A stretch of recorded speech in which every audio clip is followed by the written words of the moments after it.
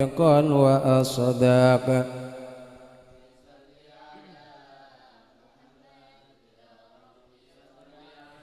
لمن بالتقى تحقق يا ربي صل على محمد وآله ومن للحبيب يعشاق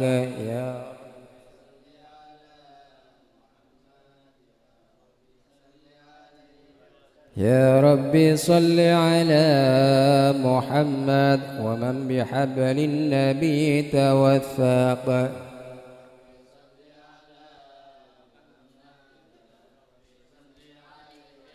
يا ربي صل على محمد يا ربي صل عليه وسلم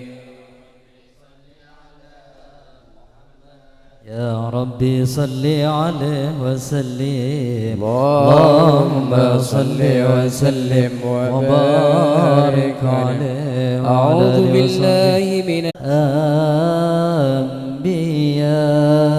الأنبياء السلام عليك السلام عليك زين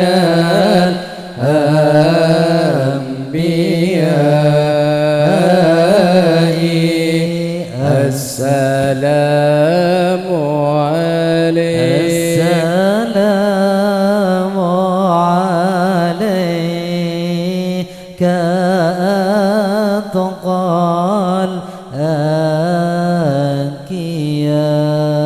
الأنبياء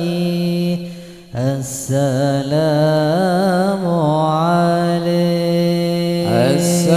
السلام عليك زين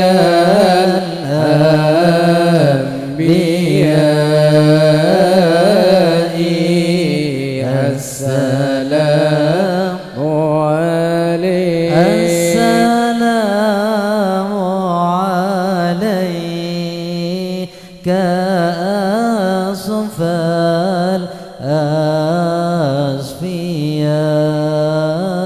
الأصفياء السلام عليك السلام عليك زين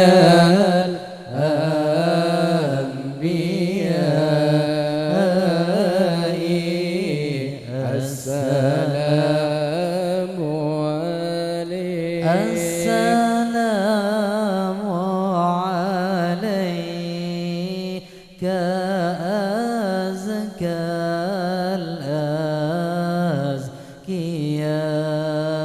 الأزكياء السلام عليك السلام عليك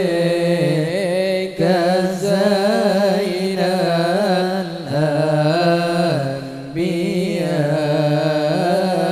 الأنبياء السلام عليك السلام عليك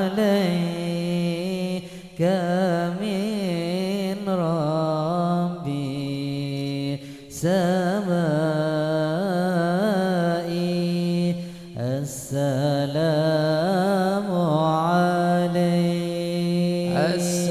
السلام عليك زين الأنبياء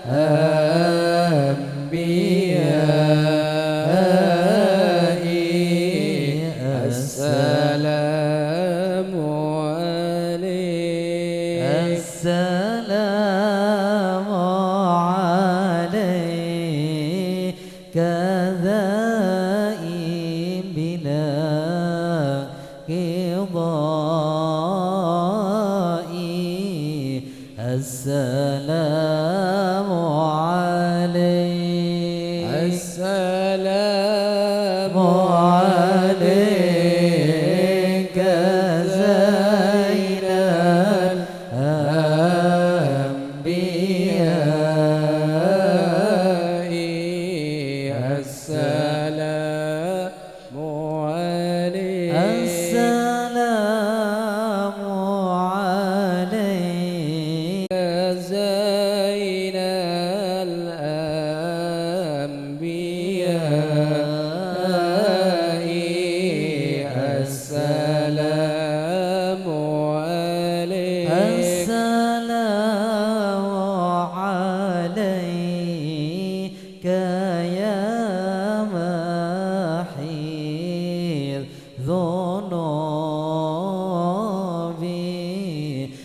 السلام عليك السلام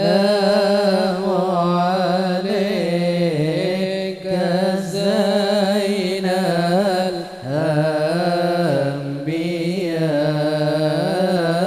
الأنبياء السلام عليك السلام عليك أحمد يا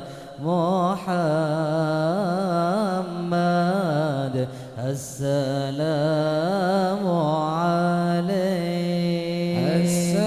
السلام عليك زين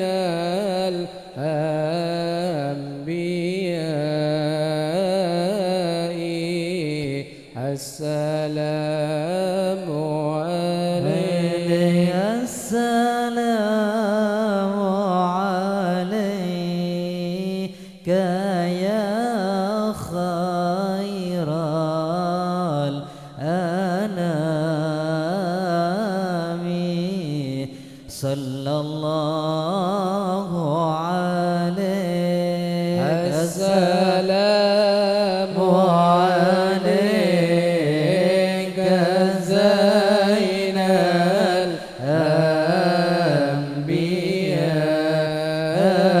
الأنبياء صلى الله عليك السلام عليك يا بدر التمام صلى الله عليك السلام عليك زين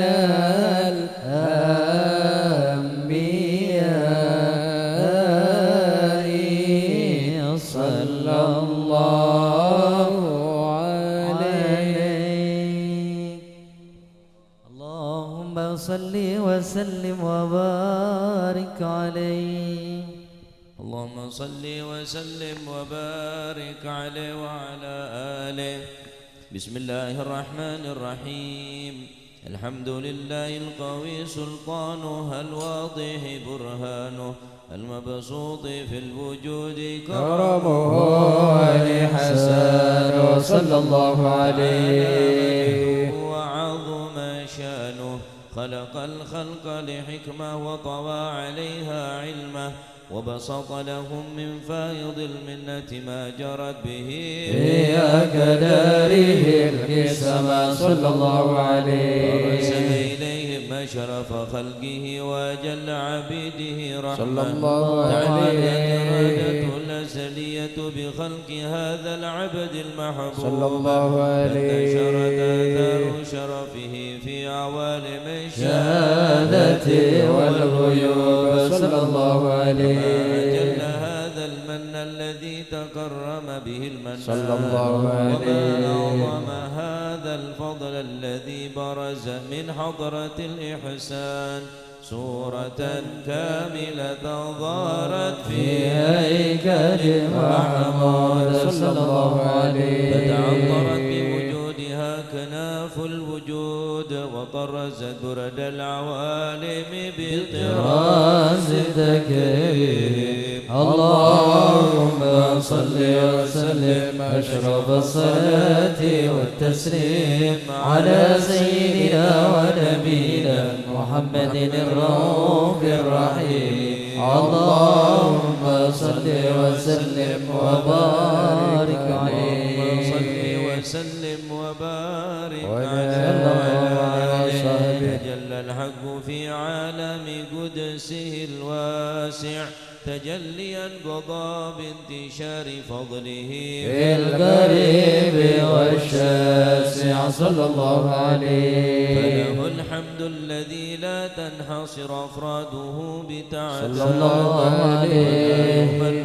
تكراره بكثرة ترداد صلى الله عليه حيث برز من عالم الإمكان صورة هذا الإنسان صلى الله عليه ليتشرف بوجود ثقلان وتنتشر أسراره في الأكوان صلى الله عليه سر اتصل به قلب منيب إلا من سوابغ فضل الله على هذا الحبيب صلى الله عليه قلب سروره قد توالى بحبيب عمن لنا من والا كل من شرف الوجود بنور غمر الكون بهجة وجمالا صلى الله عليه قد ترقى بالحسن على مقام وتناهى في مجده وتعالى صلى الله عليه العيون فيما جدلته بشرا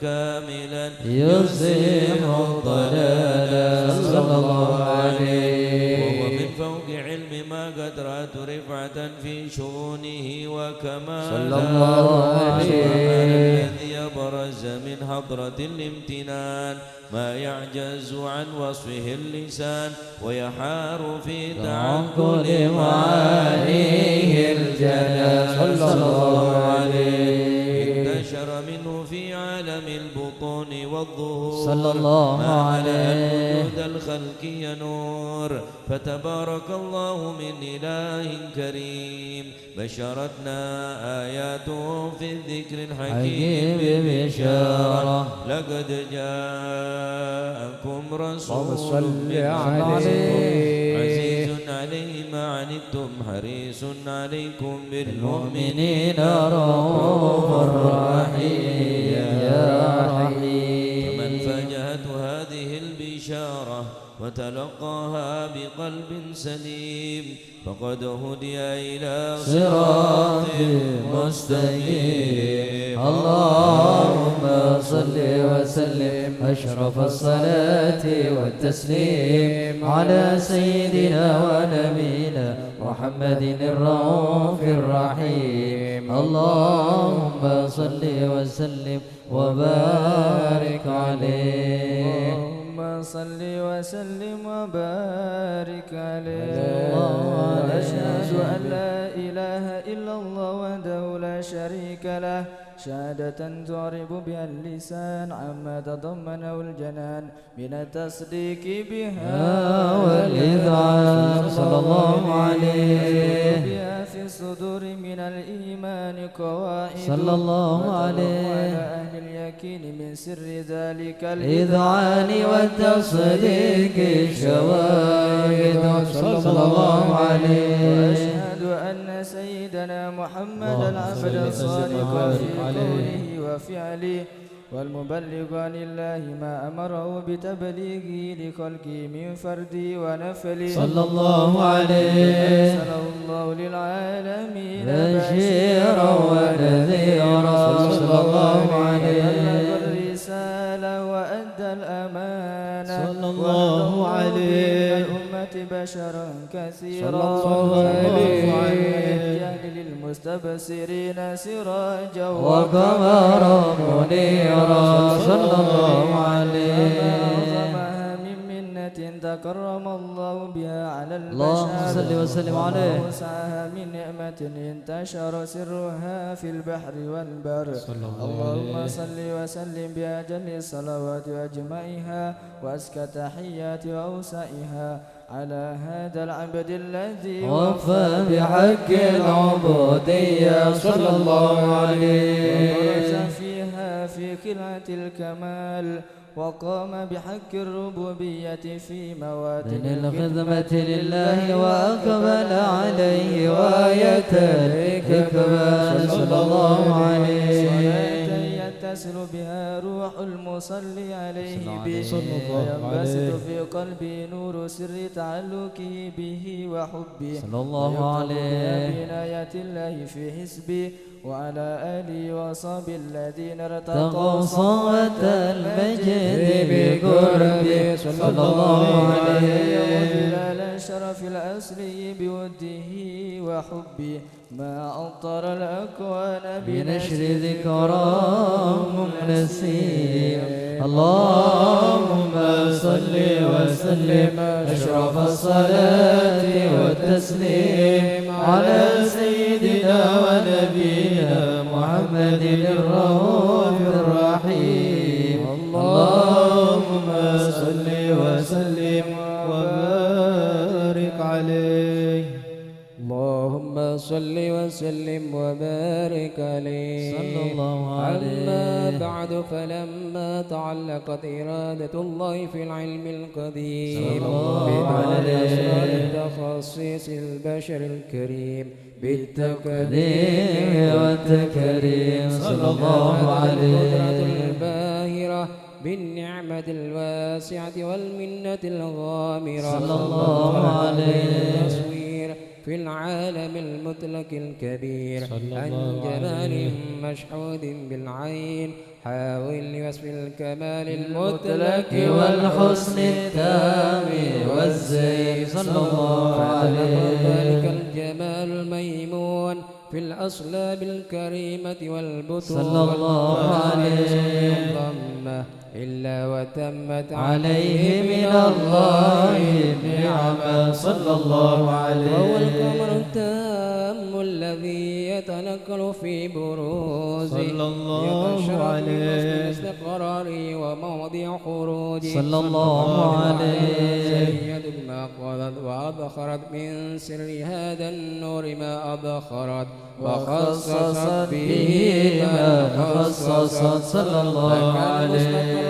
في الأصلاب الفاخرة والأرحام الشريفة الطاهرة حتى برز في عالم الشهادة بشرا لا كالبشر صلى الله عليه. الأفكار دوره وبهر فتعلقت همة الراكم لهذه الحروف صلى الله عليه. وفي هذا القرطاس ما هو لدي من عجائب بذلك النور معروف صلى الله عليه. في بعشر من شر أوصاف ذلك الموصوف صلى الله عليه. السامعين من خواص المؤمنين وترويحا للمتعلقين بهذا النور المبين صلى الله عليه. تعرب الكلام عن شؤون خير الأنام ولكن أرسلني إلى تدوين ما خفته من شر أشرف المخلوقين صلى الله عليه. وما به في مولده من الفضل الذي عم العالمين صلى الله عليه. في الكون منشورة على مر الأيام والشهور والسنين صلى الله عليه. هذه الحضرة الكريمة ولائج التشوق إلى سماع أوصافها العظيمة ولعل الله ينفع به المتكلم والسامع فيدخلان في شفاعة هذا النبي الشافي يتروحان بروح ذلك النعيم. اللهم صل وسلم أشرف الصلاة والتسليم على سيدنا ونبينا محمد الرؤوف الرحيم. اللهم صل وسلم وبارك عليه.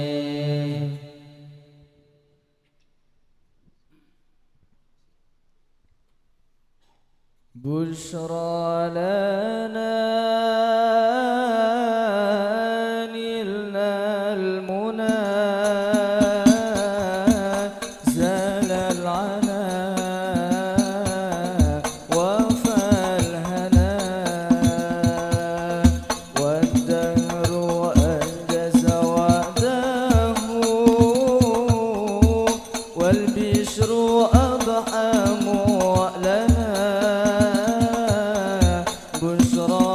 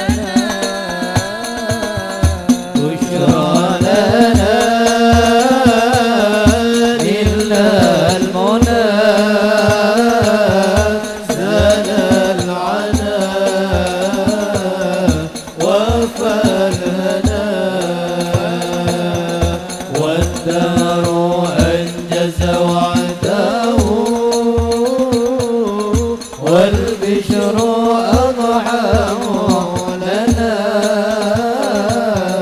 بشرى لنا إلا المنى زال العنا وفالهنا طيبة ماذا نقول وفيك قد حل الرسول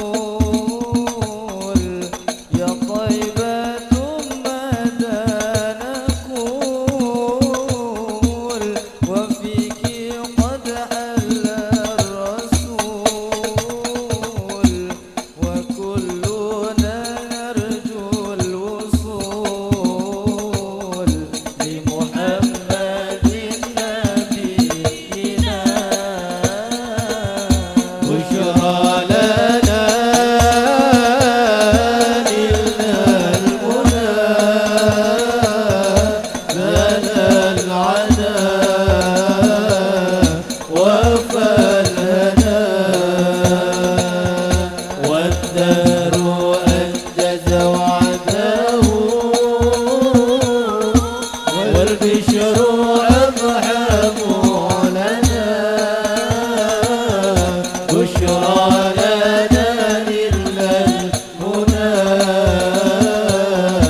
زاد العنا وفلنا قد الهدي شفيع وصاحبيه والبقيع يا روضة الهدي شفيع وصاحبيه والبقيع اكتب لنا نحن الجميع زيارة لحبيبنا بشرى لنا إلا المنى زال العنا وفالهنا والدار أنجز وعده والبشر أضحى لنا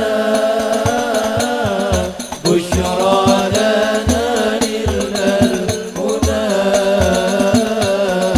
زال العنا وفالهنا وسلم يا سلام على النبي ماحي الظلام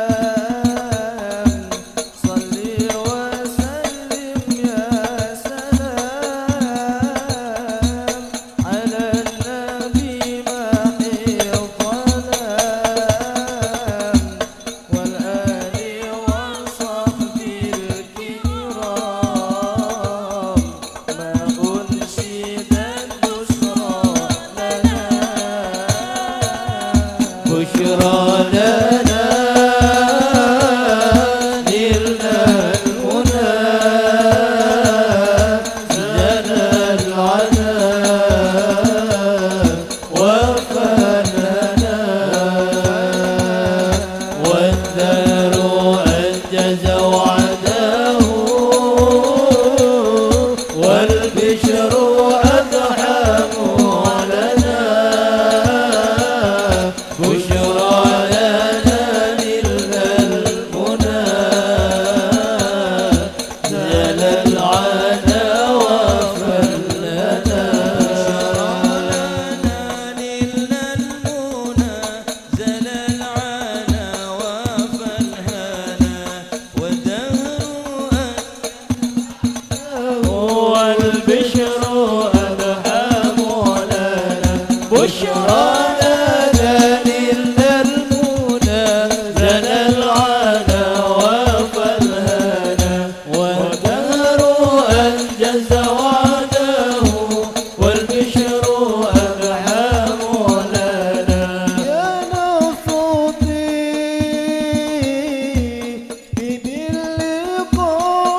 باللقاء يا عين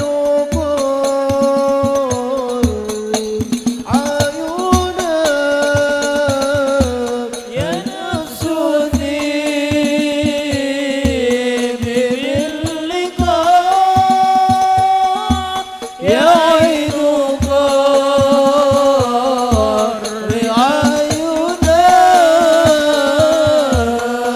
هذا جمال المصطفى أنواره لاحت لنا هذا جمال المصطفى أنواره لاحت لنا بشرى لنا نلنا المنى جل العدا وفنانا والدار أنجز وعده والبشر أنعم علينا يا الله يا رب يا عالم بحالي يا عالم بحالي عسى بعد الضبابة يقع لي شرب حالي يقع لي شرب حالي ألا يا الله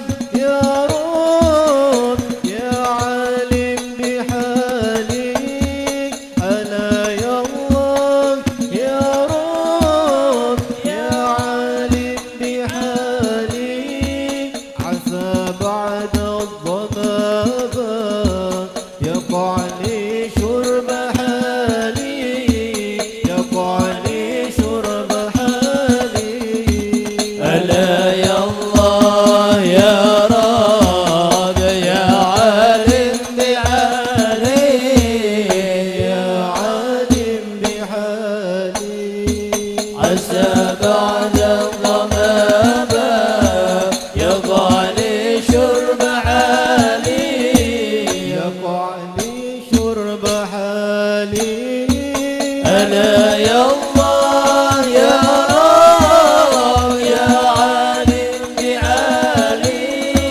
ألا يا الله يا رب يا عالم بعالي أسى بعد الضمامة يقع لي شرب حالي يقع لي شرب حالي بقالي من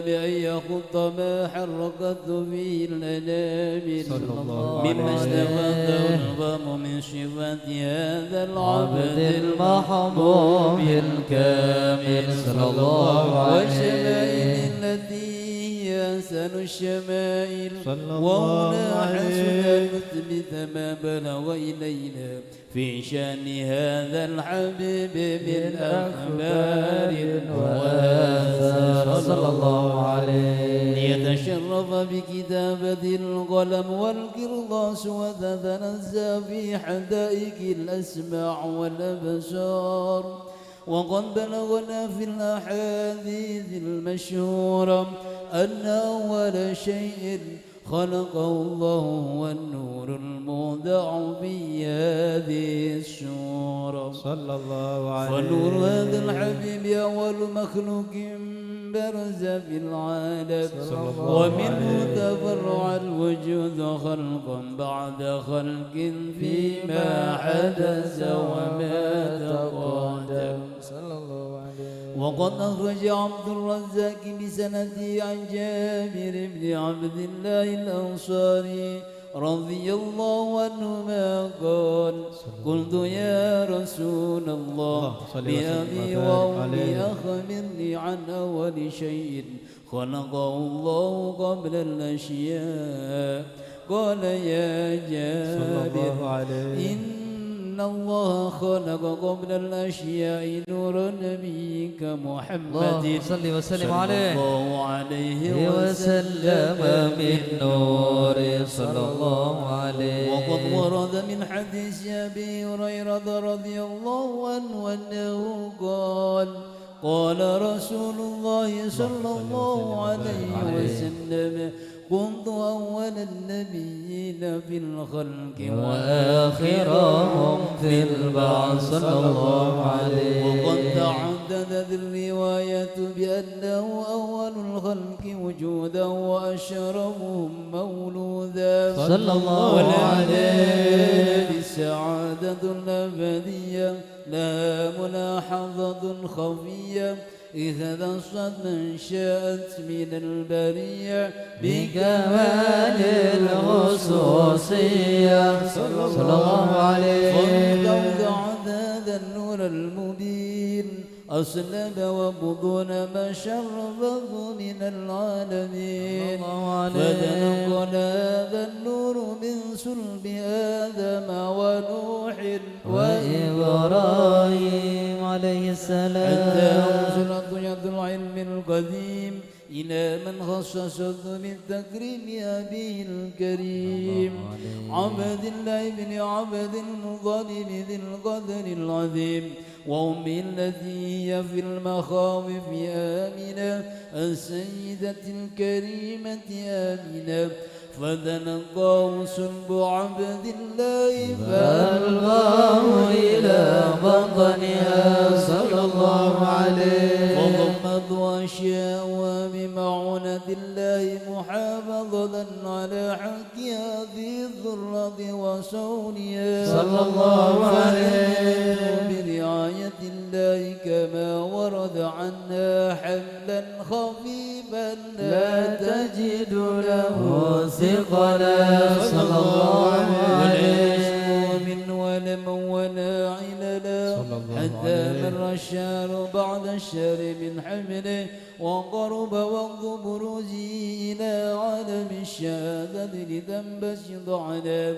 أهل هذا العالم فيضاد بطله وتنتشر في آثار مجده الصميم اللهم صل وسلم أشرف الصلاة والتسليم على سيدنا ونبينا محمد الرؤوف الرحيم اللهم صل وسلم وبارك عليه وعلى آله وصحبه اللهم صل وسلم وبارك عليه اللهم به هذه الدرة المكنونة صلى الله عليه والكون كله يصبح ويمسي في سرور وابتهاج صلى الله عليه بقرب ذور إشراك هذا السراج صلى الله عليه متشوفة إلى بروز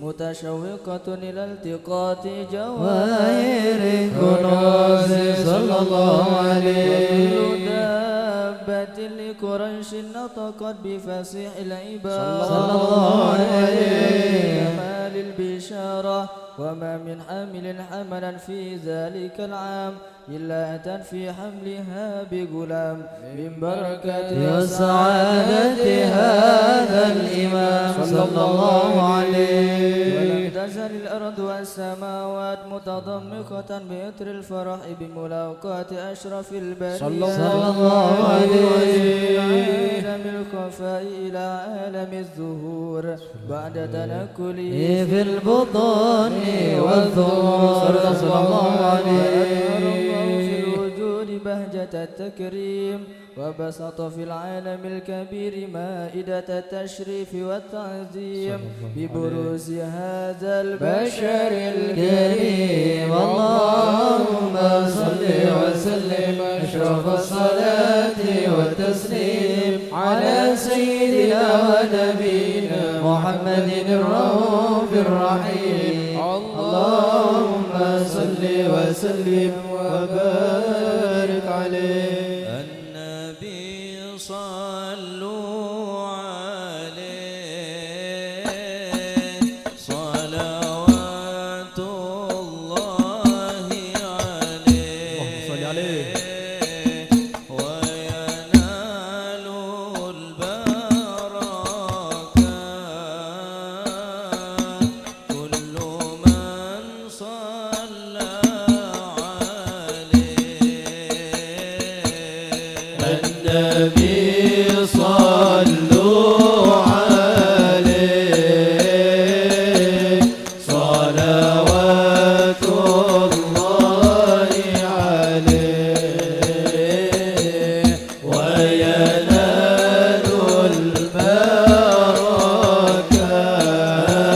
البركات كل من صلى عليه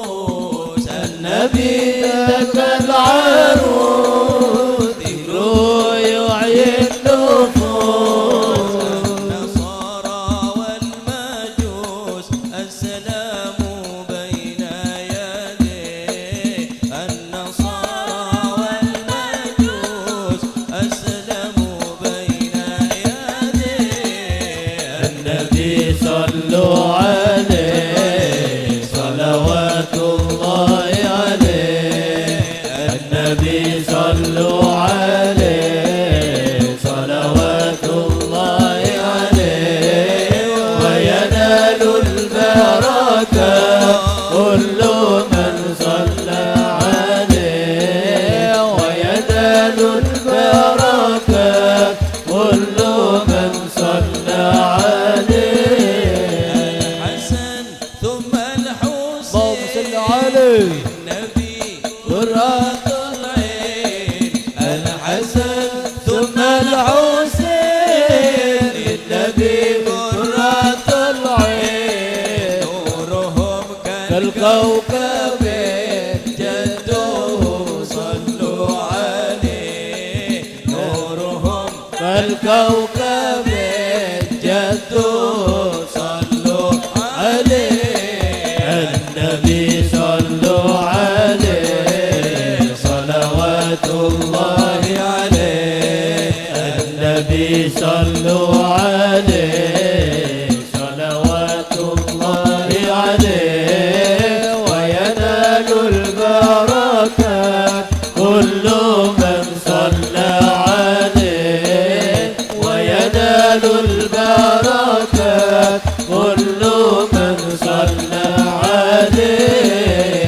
حسن ثم الحسين للنبي قرة العين الحسن ثم الحسين للنبي قرة العين نورهم كالكوكب جدهم صلوا عليه نورهم كالكوكب جدهم صلوا عليه النبي صلوا عليه صلوات الله عليه النبي صلوا عليه صلوات الله عليه وينال البركات كل من صلى عليه وينال البركات كل من صلى عليه ذاك المليح قوله قول صحيح النبي كالمليح قوله قول صحيح والقرآن شيء فصيح الذي أنزل عليه والقرآن شيء فصيح الذي أنزل عليه النبي صلوا عليه صلوات الله عليه النبي صلوا عليه صلوات الله عليه وينال البركات كل من صلى عليه وينال البركات كل من صلى عليه سلم وبارك عليه اللهم صل وسلم وبارك عليه وعلى آله فحين قرب وانوضع هذا الحبيب على السماوات والأرض ومن فيهن بترحيم وأمطار الجود الإله على أهل الوجود تسجل والسنة الملائكة بالتبشير للعالمين سبحان الله والحمد لله ولا إله إلا الله والله أكبر سبحان الله الحمد لله ولا إله إلا الله والله أكبر سبحان الله الحمد لله ولا إله إلا الله والله أكبر قدرتك كشفت قناع هذا المستور صلى يبرز الله نوره عليه كاملا في عالم الظهور نورا فاق كل نور صلى الله وأخذ الحق عليه حكما على من أتم الله عليه النعمة الله من عليه. خواص الأمة يحضر عند وضعه أمة تأنيسا لجنابها المسعود ومشاركة لها في هذا السباق الممدود صلى الله عليه سيدة مريم والسيدة آسيا صلى الله عليه. من نور العين فانقسم الله له من الشرف بالقسمة الوافية صلى الله فأنت الموت عليه. الذي رتب الله على حضوره وجود هذا المولود صلى الله عليه. الكمال من النور ينعمود وبرز الحميد المحمود مذعنا لله بالتعظيم والسجود صلى الله على محمد صلى الله وسلم صلى الله على محمد صلى الله عليه وسلم. اللهم صل على محمد مولانا محمد اللهم صل عليه. حاضرك رسول الله بكرم لك رسول الله أشرق الكون ابتهاجا بوجود المصطفى أحمد ولأهل الكون أنس يا رسول الله سرور قد تجدد يا نبي سلام عليك يا رسول سلام عليك يا حبيب سلام عليك يا رسول الله صلوات الله عليك. يا أهل المثاني فازر اليمن غرات واستضيئوا بجمال فاق في الحسن تفرد يا نبي سلام عليك يا رسول سلام عليك يا حبيب سلام عليك صلوات الله عليك اللهم صل على محمد بشرى بسعد مرحبا مستمر ليس ينفد مرحبا مرحبا يا نور العين مرحبا مرحبا جد الحسين مرحبا حيث أوتينا عطاء مرحبا جامع الفخر المؤبد مرحبا مرحبا يا نور العين مرحبا مرحبا جد الحسين صل على محمد كل حمد مرحبا مرحبا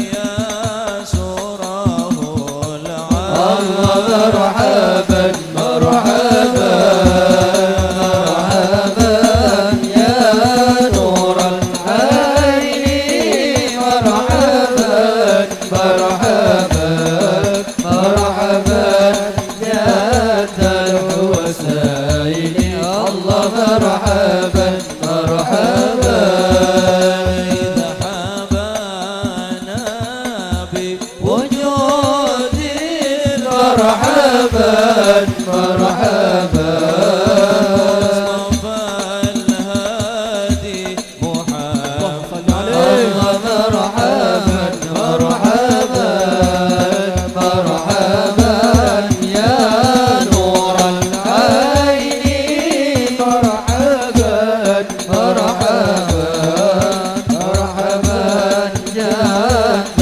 الحسين الله مرحبا مرحبا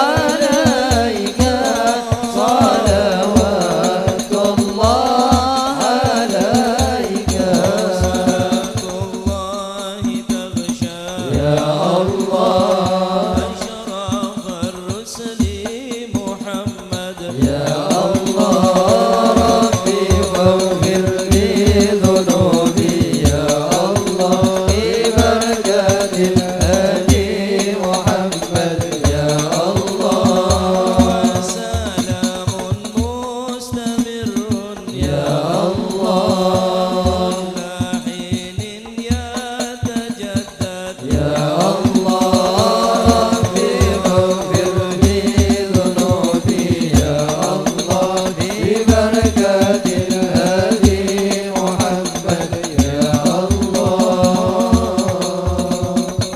اللهم صل على محمد. اللهم صل وسلم وبارك عليه وعلى صلى الله آله.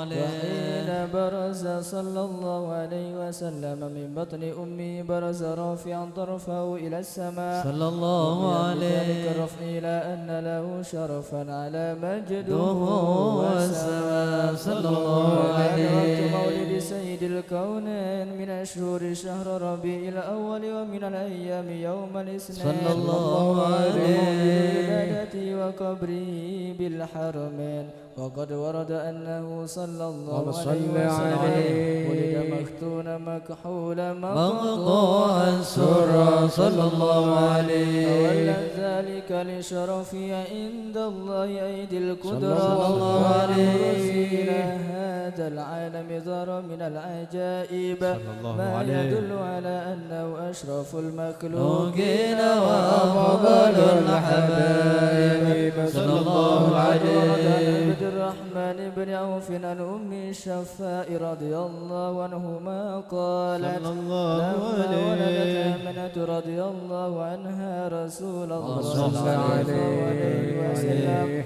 وقع على يدي فاستهل فسمعت قائلا يقول رحمك الله أو رحمك ربك صلى الله عليه. الشفاء فأضاء له ما بين المشرق والمغرب صلى الله عليه. إلى بعض كسور الروم قالت ثم ألبست وأجعت فلن أنشب أن غشيتني ظلمة ورعب وكشعريرة عن يمين صلى الله عليه. قائلا يقول أين ذهبت به قال إلى المغرب صلى الله عليه. ثم عودني الرعب والظلمة والكشعريرة عن يساري صلى الله عليه. قائلا يقول أين ذهبت به قال إلى المشرق صلى الله عليه. فلم يزل الحديث مني على بال حتى ابتعثه الله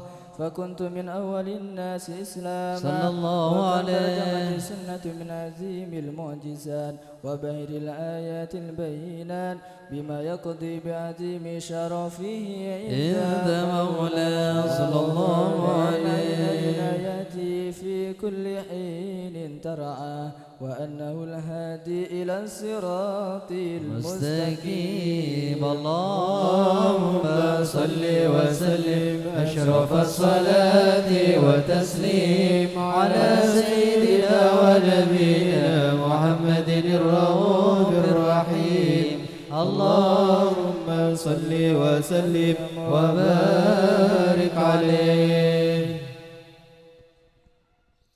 بسم الله الحمد لله والصلاة والسلام على رسول الله سيدنا مولانا محمد ابن عبد الله لا حول ولا قوة إلا بالله. رضي الله عنكم وقال رضي الله عنه هذا الزمان العالم فيه أبكم والجاهل أصام عن الحق فلا العالم يتكلم ولا الجاهل يسمع لاستغراق الكل بالدنيا والعلم سيف يقطع الجهل ولكن أهل الزمان اتخذوا السيف لقطع الطريق لا لإيمانها إلى آخر ما قال رضي الله عنه وأرضاه. Berkata Al-Habib Abdullah bin Husin bin Tahir, hadza zamanul alim fihi abkam. Zaman ini di zaman beliau. Al-alim fihi abkam. Orang yang mengerti tentang ilmu di zaman ini mereka abkam membisu. Wal jahil asam, orang yang bodoh mereka tuli. Adil haqqi, tidak mau si alim tidak mau menyampaikan yang hak. yang bodoh tidak mau mendengarkan yang hak. Ampun lah bungkem kabeh wana. Si alim bungkem, si jahil juga nek sompet kau bengah. Ketika ada orang hak, orang alim mengatakan sesuatu yang benar dengan macam-macam cara, berbagai macam cara harus dibisukan. Mungkin di penjara, mungkin di mosoin, mungkin di kebaci, mungkin terus sebar fitnah-fitnah sehingga betul-betul diam orang yang mengatakan hak. Maka Nabi SAW bersabda, qulil haqqa walau kana murrah. Katakan yang hak walaupun dengan perasaan yang pahit atau terasa pahit. Mungkin kebenaran bisa kalah, tapi kebenaran tidak pernah mungkin salah. Kebenaran mungkin bisa dikalahkan dengan sesuatu yang berlawanan, yakni yang batil. Haqqun bila nidhamin yaghlubuhul batil binidhamin. Sesuatu yang hak tapi tidak teratur maka bisa dikalahkan dengan sesuatu yang batil tapi teratur. Tak sekapin orang bisa nerima hak nih kah? Mon sampean terus orang sombong, benih sak jalan saya petantang benteng benih. Saya orang saya sombong, al kibru batarul haq. Gusti Kanjeng Nabi Muhammad SAW adabu al kibru, orang yang sombong, batarul haqqi, tidak mau menerima sesuatu yang hak yang benar. Andai kata orang-orang sepudu neka gelem neremah deka kebenaran, maka insya Allah kebenaran kelak bakal nampak ya dan merepatah. Abu Jahalnya bener tahun yang Kanjeng Nabi ini kebener, bener. Fir'aun ini bener tahun yang Nabi Musa ini kejak bener hak, tahu persis mereka. Cuma karena sombong mereka congkak. Abu Jahal tahu bahkan Kanjeng Nabi kita lahir sebut di dalam kitab-kitab sebelumnya. Bahkan mereka mengetahui tentang sosok Nabi Sallallahu Alaihi Wasallam sebagaimana mereka mengetahui tentang sifat anak-anaknya. Saking dori benyaan mengetahui tentang sifat Nabi, sampai-sampai orang kafir saat nikah oneng dek sifat Kanjeng Nabi, enggak oneng ke sifat anak. Karena mereka menolak tentang kebenaran. Makanya kulit sampean mau ditegur orang terima. Kira-kira sampean hadir majelis nikah berdebu tera.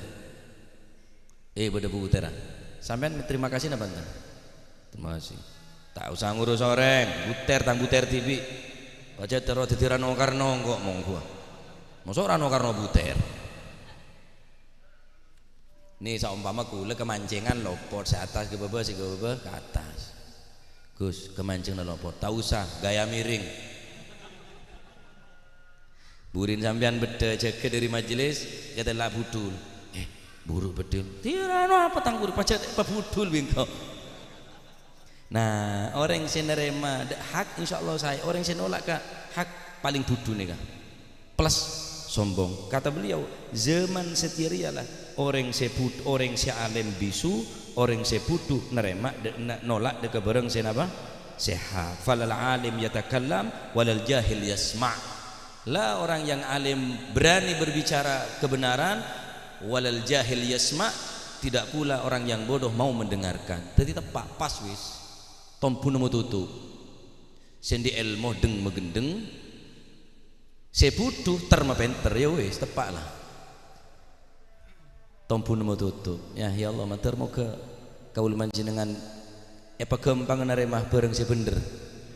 Ateh bareng hidayah dening Allah Subhanahu wa taala bisa neremah sesuatu sebener moga Allah Subhanahu wa taala. Amin Allahumma amin. Bismillahirrahmanirrahim. Allahumma salli wa sallim ala sayyidina Muhammadin fil awwalin wa salli wa sallim ala sayyidina Muhammadin fil akhirin wa salli wa sallim ala sayyidina Muhammadin wa ala alihi wa sahbihi ajma'in. ولما نظم الفكر من ذا الأوصاف المحمدية عقودا توجهت إلى الله متوسلا بسيدي وحبيبي محمد صلى الله عليه وسلم يجعل سيفي مشكورا وفعلي فيه محمودا وأن يكتب عملي في الأعمال المقبولة وتوجهي في التوجهات الخالصة والصلات الموصولة.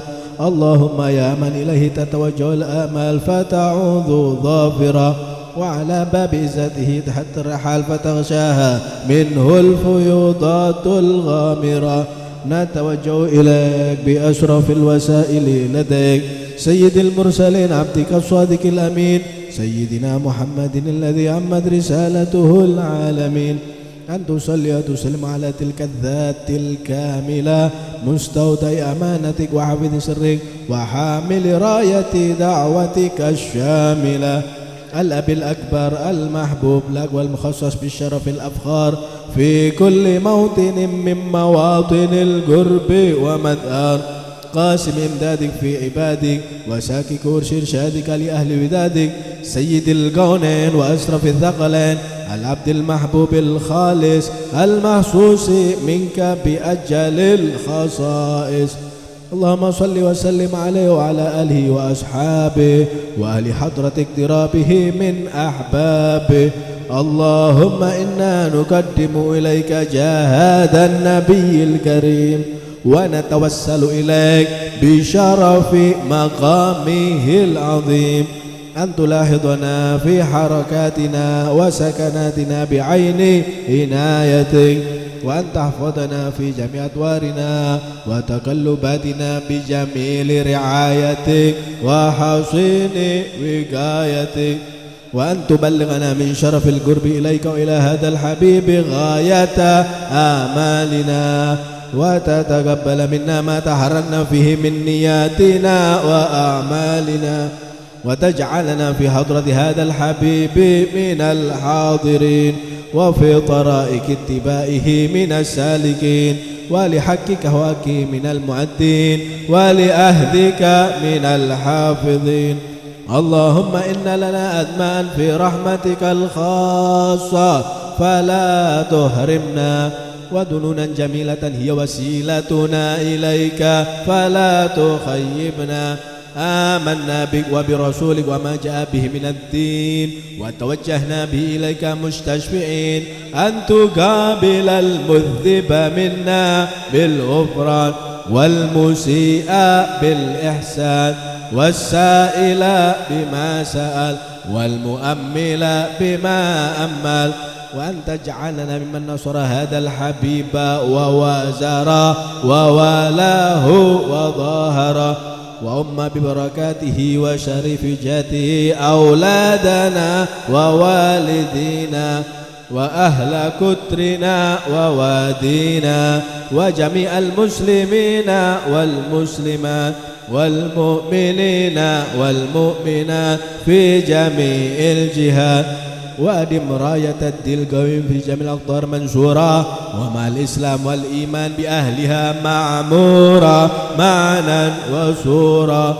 واكشف اللهم كربة المكروبين واقض دين المدينين واغفر للمذنبين وتقبل توبة التائبين، وانشر رحمتك على عبادك المؤمنين أجمعين، واكفي شر المعتدين والظالمين، وابسط العدل بولاة الحق في جميع النواحي والأقطار، وأيدهم بتأييد من عندك ونصر على المعاندين من المنافقين والكفار، واجعلنا يا رب في الحصن الحصين من جميع البلايا، وفي الحرز المكين من الذنوب والخطايا، وأدمنا في العمل بطاعتك والصدق في خدمتك قائمين، وإذا توفيتنا فتوفنا مسلمين مؤمنين، واختم لنا منك بخير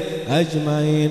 وصل وسلم على هذا الحبيب المحبوب للأجسام والأرواح والقلوب، وعلى آله وصحبه ومن إليه منسوب، وآخر دعوانا أن الحمد لله رب العالمين. سبحان ربك رب العزة عما يصفون وسلام على المرسلين والحمد لله رب العالمين. بسير الفاتحة.